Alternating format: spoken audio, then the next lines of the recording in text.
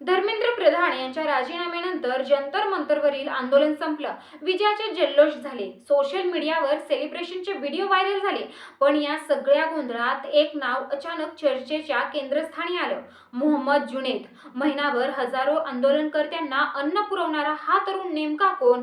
तो खरंच फक्त सेवाभावी होता की त्याच्या निधीबाबत उपस्थित झालेले प्रश्न अधिक गंभीर होते? आणि आंदोलन संपताच त्याच्या भोवती चौकशीचं वादळ का निर्माण झालं? आजच्या व्हिडिओमध्ये आपण भावना बाजूला ठेवून उपलब्ध माहिती आणि समोर आलेले दावे आणि उपस्थित झालेले प्रश्न यांचं विश्लेषण करणार आहोत. त्यामुळे व्हिडिओ शेवटपर्यंत नक्की पहा. नमस्कार, मी आरती. आपण पाहत आहात आझाद मराठी. मित्रांनो, जंतर मंतरवरील आंदोलन जवळपास महिनाभर सुरू होतं. या काळात रोज मोठ्या प्रमाणावर आंदोलनकर्त्यांना मोफत जेवण दिलं जात असल्याचे अनेक व्हिडिओ सोशल मीडियावर व्हायरल झाले. बिर्याणी, समोसे, ब्रेड पकोडे, राजमा चावल, पाणी, बिस्किटं, फळं अशा अनेक गोष्टींची व्यवस्था करण्यात येत होती. या व्यवस्थेचं प्रमुख नाव म्हणून मोहम्मद जुनैद चर्चेत आला. विशेष म्हणजे त्याच्याबद्दल सांगितलं जात होतं की तो गाझियाबादमध्ये मोबाईल रिपेअरिंगचं दुकान चालवतो. आता इथूनच अनेक प्रश्न निर्माण झाले. एका छोट्या व्यवसायातून एवढ्या मोठ्या प्रमाणात अन्नछत्र चालवणं शक्य आहे का?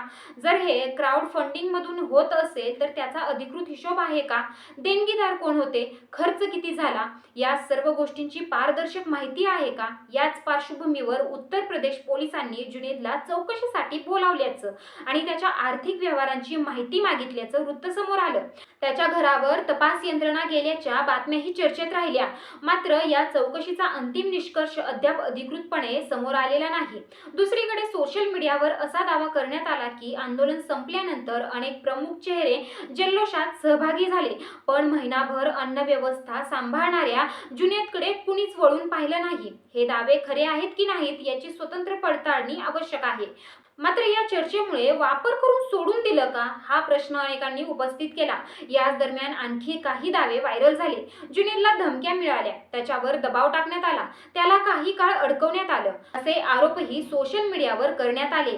मात्र या सर्व दाव्यांची अधिकृत पुष्टी झालेली नाही. आणखी एक महत्त्वाचा मुद्दा म्हणजे जुनैदचे जुने व्हिडिओ. काही व्हिडिओमध्ये तो याआधीच्या आंदोलनांमध्येही दिसत असल्याचा दावा केला जात आहे. त्यामुळे काही जण त्याला सामाजिक कार्यकर्ता म्हणतात, तर काही जण त्याच्या भूमिकेबद्दल प्रश्न उपस्थित करतात. पण इथे एक गोष्ट लक्षात ठेवणं महत्त्वाचं आहे. एखादी व्यक्ती विविध आंदोलनांमध्ये दिसली म्हणून ती कोणत्याही बेकायदेशीर कारवाईत सहभागी होती असा निष्कर्ष काढता येत नाही.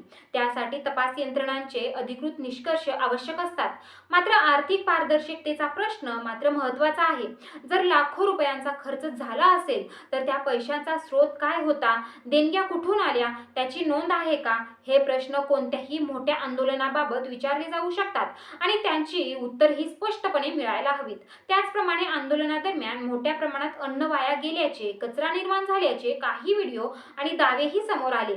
या दाव्यांचीही स्वतंत्र पडताळणी आवश्यक असली तरी सार्वजनिक आंदोलनांमध्ये संसाधनांचा जबाबदारीने वापर होणं तितकंच गरजेचं आहे. एकूणच पाहिलं तर धर्मेंद्र प्रधान यांच्या राजीनाम्यानंतर आंदोलन संपलं असलं तरी या आंदोलनाशी संबंधित अनेक प्रश्न अजूनही अनुत्तरित आहेत. विशेषतः निधी व्यवस्थापन आणि त्यामागील पारदर्शकतेबाबत चर्चा सुरूच आहे. तर मित्रांनो, तुम्हाला काय वाटतं? जुनैद हा फक्त आंदोलनादरम्यान सेवा करणारा स्वयंसेवक होता की त्याच्या भोवती निर्माण झालेले प्रश्न तपासातून स्पष्ट होणं आवश्यक आहे? तुमचं मत कमेंटमध्ये नक्की सांगा. पण कृपया कोणावरही पुराव्याशिवाय आरोप न करता तथ्यांवर आधारित आणि सभ्य भाषेत आपलं मत मांडा. व्हिडिओ आवडला असेल तर लाईक करा, मित्रांसोबत शेअर करा आणि अशा सखोल विश्लेषणासाठी चॅनलला सबस्क्राईब करायला विसरू नका. धन्यवाद.